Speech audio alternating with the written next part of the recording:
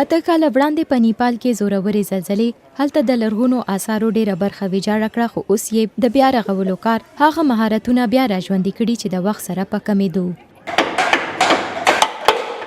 ترکاڼ دنیش تمنګ یو له هغو سلګونو کسانو دی چې د زلزلې وروسته ورته نوی کار پیدا شو.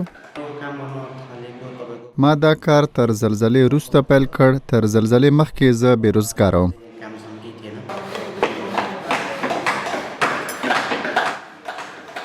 په نیپال کې د 2015 کال د 7.8 درجې په زلزله کې شاوخوا 9000 کسان مړه شوي وو. په زلزله کې په سلګونه لرغونو ودانو او شاهي ماڼو ته زیان رسېدلی و. تمنګ وایي چې هغه ته د بیا ودانولو پروژه کې کار پیدا شو چې زیانمن کورونه او مندرونه بیا جوړوي.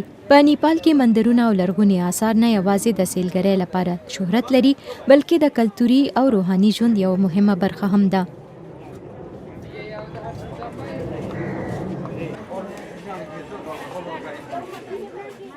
د ودانیو د بیا رغولو کار لپاره طلب په زیاتېدو سره هغو کاریګرانو ته ضرورت پیدا شو چې روایتي تعمیراتي مهارتونه لري. په دې کې د لرګو، ډبرو او اوسپنې پیچلي کار شامل دی.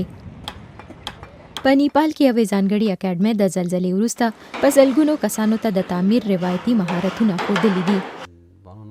زلزله یوه غمجنه پیښه وه، خو په مختلفو شعبو کې خلکو ته موقع پیدا کړي دي.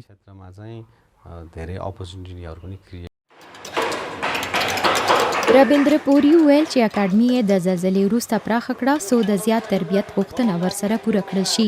حکومت د خپلو لرغونو آثارو د بیا رغونې لپاره 45 ارب ډالره بیلې کړي دي.